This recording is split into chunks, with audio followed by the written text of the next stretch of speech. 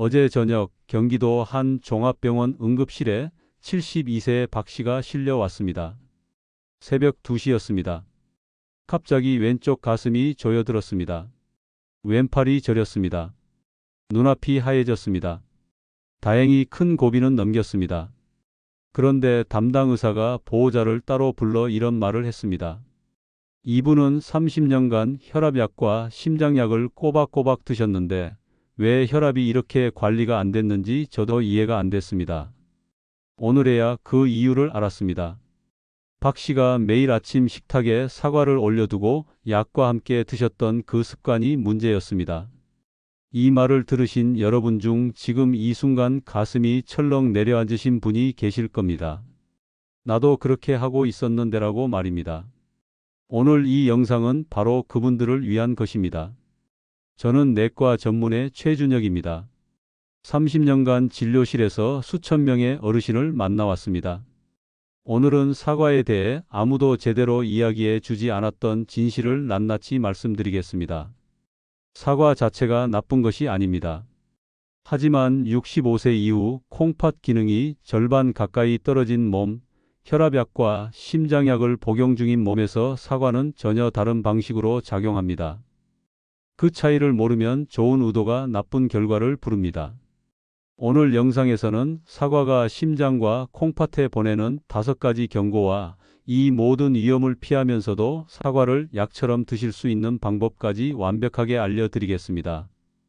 본격적인 이야기에 앞서 구독과 좋아요를 한 번씩 눌러 주십시오. 이 작은 클릭이 오늘 영상을 더 많은 분들께 전달하는 힘이 됩니다. 먼저 콩팥과 심장이 왜 함께 이야기되어야 하는지 짚고 넘어가겠습니다. 많은 분들이 콩팥과 심장을 별개의 장기로 생각하십니다. 하지만 의학에서는 이 두 장기를 심장-콩팥 축이라고 부를 만큼 긴밀하게 연결되어 있다고 봅니다. 심장이 뿜어내는 혈액의 25%가 콩팥으로 직행합니다. 콩팥이 혈액을 걸러 혈압을 조절하고 그 결과가 다시 심장에 영향을 줍니다. 한쪽이 흔들리면 반드시 다른 쪽도 흔들립니다. 그리고 이 두 장기는 공통적으로 미세혈관 덩어리라는 특징이 있습니다. 머리카락 한 가닥보다 얇은 혈관들이 수십억 개 모여 있는 구조입니다. 이 미세혈관이 굳거나 막히는 순간 두 장기는 동시에 기능을 잃어갑니다. 하버드 의과대학 노화 연구팀이 밝힌 사실이 있습니다. 콩팥 기능은 40대부터 매년 1%씩 떨어지기 시작합니다. 65세가 되면 젊었을 때의 절반 가까이 기능이 저하됩니다. 심장 미세혈관의 탄력도 마찬가지입니다. 20대에는 어떤 음식을 먹어도 거뜬히 처리하던 몸이 65세 이후에는 전혀 다른 기준으로 움직입니다. 그런데 우리의 식습관은 바뀌지 않았습니다. 젊었을 때 몸에 좋았던 것이 지금도 좋을 것이라 믿고 똑같이 드십니다. 바로 이 간극이 문제의 시작입니다. 잠깐 이것만 기억하십시오. 65세 이후 콩팥과 심장 미세혈관은 젊었을 때와 완전히 다른 기준으로 작동합니다. 같은 사과 한 개도 예전과 지금 여러분의 몸에서 전혀 다른 결과를 만들어냅니다. 국민건강보험공단 통계 자료에 따르면 65세 이상 한국인의 43%가 이미 만성 콩팥병 초기 단계에 있지만 본인은 모르고 있습니다. 더 주목해야 할 것은 이 중 82%가 건강을 위해 매일 과일을 섭취하고 있었다는 점입니다. 혈압 검진 수치가 정상으로 나왔다고 안심하지 마십시오. 콩팥은 기능이 50% 이하로 떨어질 때까지 어떤 신호도 보내지 않는 침묵의 장기입니다. 심장 미세혈관 역시 상당 부분 굳어버릴 때까지 통증 없이 진행됩니다. 여러분이 아무 증상 없이 지내는 동안 몸속에서는 조용히 무너지고 있을 수 있습니다. 이제 첫 번째 경고입니다. 사과의 칼륨이 심장 전기 신호를 교란하는 이야기입니다. 사과 한 개에는 약 300mg의 칼륨이 들어 있습니다. 칼륨은 우리 몸에 반드시 필요한 미네랄입니다. 하지만 혈압약 중 이뇨제 계열을 복용하시는 분들에게는 이 300mg이 위협이 될 수 있습니다. 이뇨제 중에는 칼륨을 몸 안에 보존하는 방식으로 작동하는 종류가 있습니다. 이 약을 드시는 분들은 이미 혈중 칼륨 농도가 높아질 준비가 된 상태입니다. 여기에 사과를 1개 드시면 그리고 오후에 또 1개를 드시면 어떻게 될까요? 칼륨은 심장 근육의 전기 신호를 조절하는 핵심 물질입니다. 심장은 전기 신호에 따라 규칙적으로 수축하고 이완합니다. 혈중 칼륨 농도가 지나치게 높아지면 이 전기 신호가 흐트러집니다. 불규칙한 심장 박동이 시작됩니다. 세브란스 병원 심장내과 연구팀 자료에 따르면 칼륨 보존 이뇨제 복용자 중 과일을 하루 2가지 이상 드시는 그룹은 심장 리듬 이상 발생 가능성이 그렇지 않은 그룹보다 유의미하게 높게 나타났습니다. 박 씨가 응급실에서 받은 심전도 검사 결과에서 나온 소견이 바로 이것이었습니다. 본인이 이뇨제를 드시는지 모르신다면 오늘 약봉투를 꺼내 약사 선생님께 여쭤보십시오. 아는 것 자체가 심장을 지키는 첫 번째 행동입니다. 지금부터가 핵심입니다. 두 번째 경고입니다. 사과의 혈당 스파이크가 콩팥 미세혈관을 굳게 만드는 이야기입니다. 사과를 어떤 형태로 드시느냐가 콩팥 미세혈관의 운명을 갈라놓습니다. 사과를 통째로 아삭아삭 씹어 드실 때와 갈아서 드실 때 혈당 반응이 어떻게 다른지 실험 결과가 있습니다. 캘리포니아 대학 영양학과 연구팀이 2021년 발표한 논문에서 같은 양의 사과를 통째로 먹었을 때와 즙으로 마셨을 때 혈당 상승폭이 무려 2.6배 차이가 났습니다. 사과를 씹어 드실 때는 식이섬유라는 천연 그물망이 당분의 흡수 속도를 늦춰줍니다. 하지만 갈거나 착즙하는 순간 이 그물망이 파괴됩니다. 그 결과 고농축 과당이 한꺼번에 혈관으로 쏟아져 들어갑니다. 이것을 혈당 스파이크라고 부릅니다. 혈당이 롤러코스터처럼 급격하게 오르내릴 때마다 콩팥 안에 있는 수십억 개의 미세혈관이 설탕에 절인 것처럼 딱딱하게 굳어가기 시작합니다. 사구체라고 부르는 이 미세혈관 덩어리에 엄청난 압력이 가해집니다. 하나 둘씩 굳거나 터집니다. 한번 굳어버린 사구체는 현대의학으로도 되돌릴 방법이 없습니다. 연세대 의대 내분비내과 연구팀의 10년 추적 연구 결과 매일 과일즙을 마신 그룹은 통과일을 먹은 그룹에 비해 만성 콩팥병 진행 속도가 1.8배 빨랐습니다. 그래서 씹어 드시는 것이 중요합니다. 씹는 행위 자체가 침 분비를 통해 소화를 돕고 콩팥에 당분이 들어올 것이라는 준비 신호를 보내는 시간을 만들어 줍니다. 세 번째 경고입니다. 저녁에 드시는 사과가 콩팥의 야간 휴식을 빼앗는 이야기입니다. 한국 사람이라면 저녁 사과는 독사과라는 말을 들어보셨을 겁니다. 단순히 소화 문제로 아시는 분이 많지만 65세 이후에는 그 이유가 훨씬 심각합니다. 콩팥이 제대로 쉬지 못하면 어떻게 될까요? 콩팥은 우리가 잠을 자는 동안 혈압이 충분히 떨어질 때 비로소 하루의 피로를 회복합니다. 의학적으로 야간 혈압은 주간보다 10% 이상 낮아져야 정상입니다. 이것이 안 되면 콩팥 미세혈관은 밤새도록 높은 압력을 견뎌야 합니다. 삼성서울병원 수면의학센터가 발표한 연구에서 저녁 8시 이후에 과일을 섭취한 60대 이상 그룹은 수면 중 혈압이 제대로 떨어지지 않는 현상이 관찰됐습니다. 사과 속 펙틴이 야간에 장내 이상 발효를 일으켜 가스를 만들고 이것이 수면을 방해하며 교감신경을 흥분시키기 때문입니다.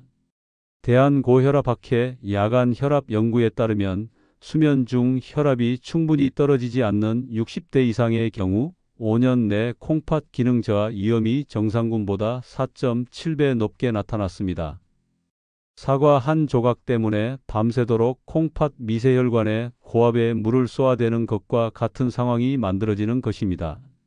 해가 지면 사과도 콩팥과 함께 쉬어야 합니다. 잠깐 이것만 기억하십시오. 사과는 아침 공복 씹어서 약 복용 시간과 2시간 이상 간격을 두고 드시는 것이 심장과 콩팥 모두를 지키는 가장 기본적인 원칙입니다. 네 번째 경고입니다.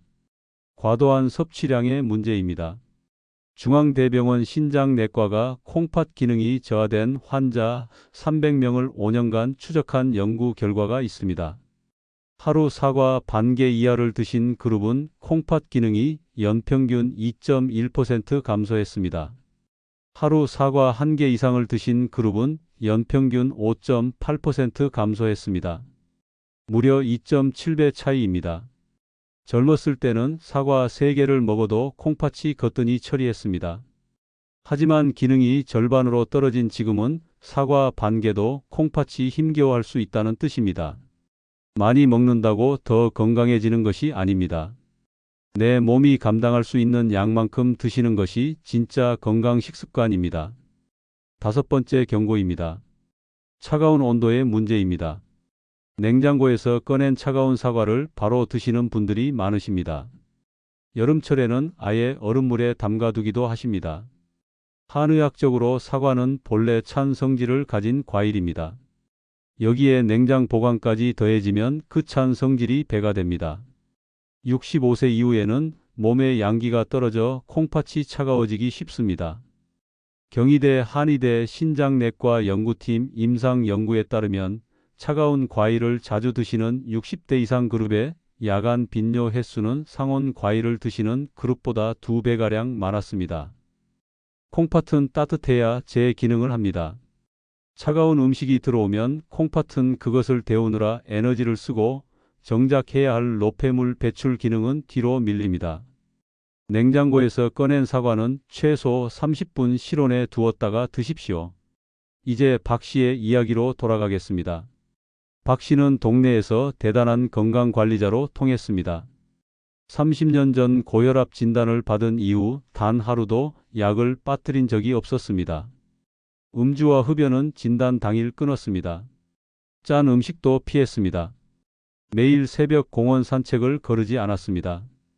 박 씨 스스로도 가족도 주변 사람들도 모두 이분은 건강하게 오래 사실 거라고 믿었습니다. 그런데 그 새벽에 응급실에 실려간 것입니다.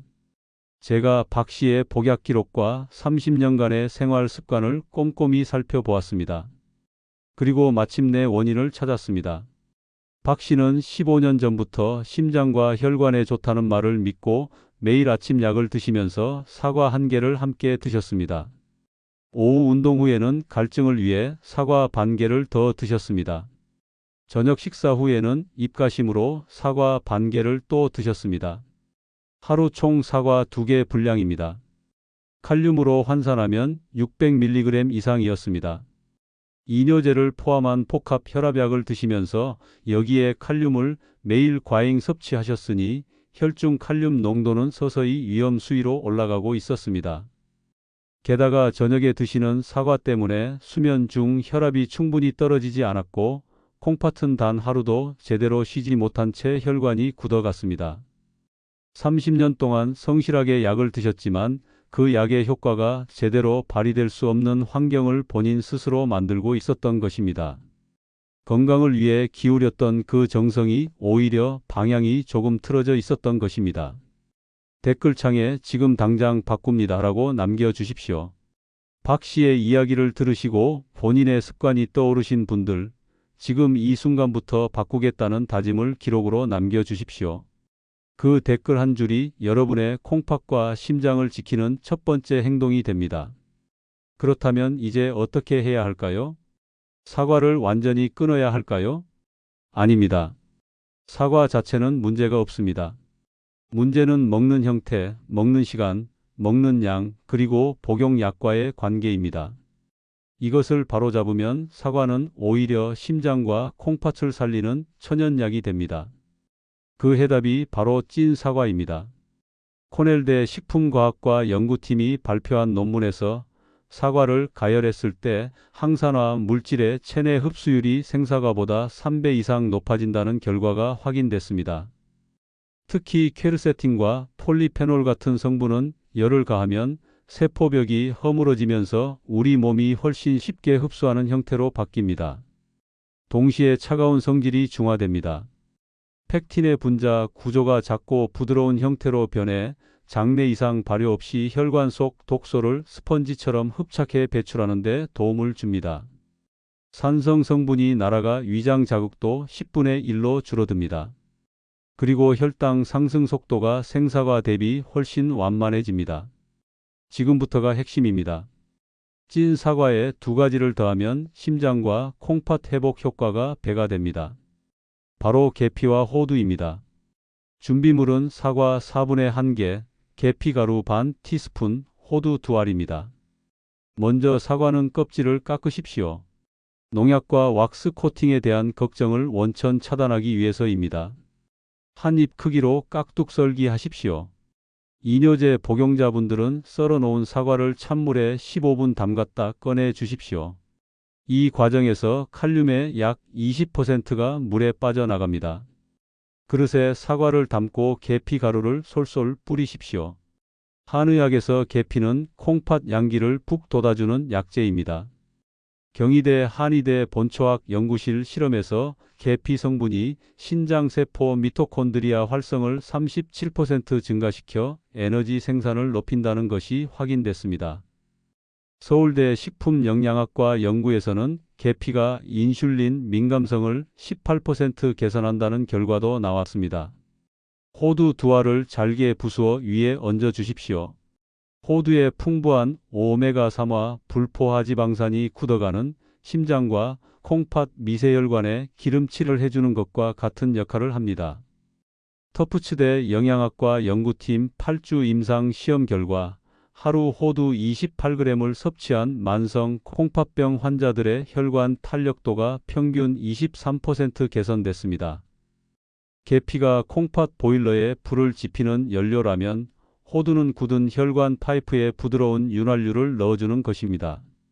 이 상태에서 찜기에 넣고 약불로 15분에서 20분 쪄 주십시오. 사과가 투명하게 익고 젓가락이 쑥 들어가면 완성입니다. 가장 중요한 것은 타이밍입니다. 아침 공복에 드시되 혈압약이나 심장약 복용 시간으로부터 2시간 이상 간격을 두십시오. 예를 들어 오전 7시에 약을 드신다면 찐 사과는 9시에 드십시오. 오전 10시에 약을 드신다면 찐 사과는 8시 이전에 드시면 됩니다. 이 2시간 간격이 약의 흡수를 온전히 보호하고 사과의 칼륨 부담을 분산시키는 황금 법칙입니다. 찜기가 없다면 전자레인지도 괜찮습니다. 뚜껑 있는 용기에 재료를 담고 2분에서 3분 돌리시면 됩니다. 중요한 것은 완벽한 도구가 아닙니다. 차가운 성질을 없애고 콩팥의 부담을 줄이는 것입니다. 3일치를 주말에 미리 만들어 냉장 보관하시고 드시기 전에 전자레인지에 30초 데워 드셔도 됩니다. 여러분의 상황에 맞는 변형 레시피도 말씀드리겠습니다. 이뇨제 복용자는 칼륨 제거를 위한 물 담금 과정을 반드시 지키시고 사과는 4분의 1개를 넘기지 마십시오. 당뇨약 복용자는 사과를 8분의 1개로 줄이고 호두를 4알로 늘리십시오. 호두의 불포화지방산이 혈당 상승 브레이크 역할을 더 강하게 해줍니다. 소화력이 약하신 분들은 찐 사과를 포크로 으깨어 따뜻한 물 2스푼을 섞어 죽 형태로 드십시오. 씹기 어려우신 분들도 편하게 드실 수 있습니다. 계피향이 부담스러우신 분들은 생강편 2~3조각을 사과와 함께 찌십시오. 생강도 따뜻한 성질로 콩팥 양기를 돕습니다. 이제 7일 실천 루틴입니다. 첫날은 확인의 날입니다. 오늘 복용 중인 약봉투를 꺼내 이뇨제가 포함되어 있는지 확인하십시오. 모르시면 약사 선생님께 전화 한 통 하십시오. 사과와 함께 드셔도 되는지 여쭤보십시오. 이 전화 한 통이 오늘의 실천입니다. 둘째 날은 비움의 날입니다. 냉장고 속 사과즙과 착즙 주스를 꺼내 주십시오. 아까우시면 에너지 넘치는 손주들에게 나눠 주십시오. 아이들에게는 괜찮습니다. 하지만 콩팥 기능이 절반으로 떨어진 여러분에게는 지금부터 사과는 반드시 씹어서 드셔야 합니다. 셋째 날은 준비의 날입니다. 계피가루와 호두를 구입하십시오. 마트 어디서나 구하실 수 있습니다. 찜기가 없다면 전자레인지용 뚜껑 있는 그릇 하나면 충분합니다. 넷째 날은 시작의 날입니다. 처음으로 계피 사과찜을 만들어 드십시오. 복약 시간과 2시간 간격을 지키십시오. 찜기 뚜껑을 여는 순간 퍼지는 계피와 사과의 향이 기분을 먼저 좋게 할 것입니다. 속이 따뜻해지고 편안해지는 느낌을 바로 받으실 겁니다. 다섯째 날은 관찰의 날입니다. 아침 혈압을 측정해 보십시오. 혈압 수치가 이전보다 안정적으로 나오기 시작할 수 있습니다. 소변 거품이 줄어들거나 아침 부기가 조금 빠진 느낌이 드신다면 콩팥이 다시 숨을 쉬고 있다는 신호입니다. 여섯째 날은 나눔의 날입니다. 지금 이 영상을 가족단체 채팅방에 공유해 주십시오. 혈압약이나 심장약 드시는 부모님, 형제자매, 배우자에게 알려주십시오. 여러분의 공유 한 번이 가족 한 사람의 응급실행을 막을 수 있습니다. 박 씨의 가족이 1년만 일찍 이 사실을 알았더라면 그 새벽의 공포는 없었을 것입니다. 일곱째 날은 다짐의 날입니다. 일주일을 실천하신 자신에게 박수를 보내주십시오. 아침 혈압이 조금 달라졌을 것입니다. 소변이 맑아졌을 것입니다. 몸이 가벼워진 느낌이 드실 것입니다. 이것을 한 달, 세 달, 1년으로 이어가십시오. 여러분의 몸은 거짓말을 하지 않습니다. 댓글에 바꿨습니다라고 남겨주십시오. 오늘부터 사과 먹는 방법을 바꾸셨다는 다짐을 기록으로 남겨주십시오. 이 댓글이 이 영상을 보는 다른 분들에게 가장 큰 용기가 됩니다. 박 씨는 퇴원 후 저의 조언대로 3가지를 바꿨습니다. 사과즙을 끊었습니다. 저녁 사과를 끊었습니다. 아침에 찐 사과를 복약 2시간 뒤에 드시기 시작했습니다. 3달 후 외래에서 다시 만났을 때 박 씨의 혈압 수치는 처음으로 목표 범위 안에 안정적으로 들어와 있었습니다. 30년 만에 처음 있는 일이었습니다. 박 씨는 환하게 웃으며 이렇게 말씀하셨습니다. 선생님, 30년 동안 약을 열심히 드셨는데 정작 약이 제대로 작동하도록 도와주지 못했었군요라고 말입니다.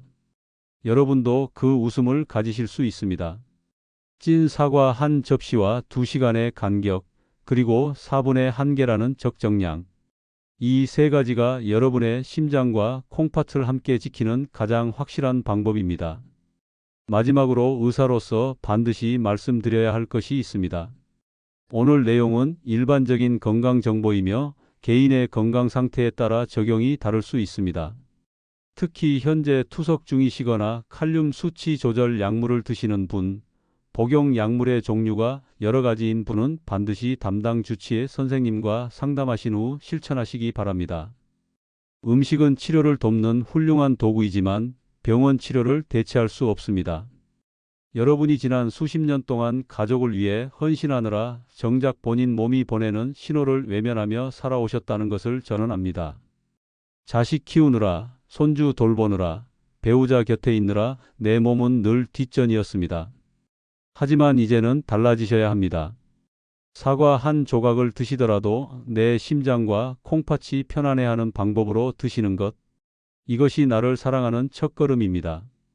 여러분이 건강해야 가족이 행복합니다. 건강하게 2다리로 활기차게 사시는 것이 자식들에게 줄 수 있는 가장 큰 선물입니다.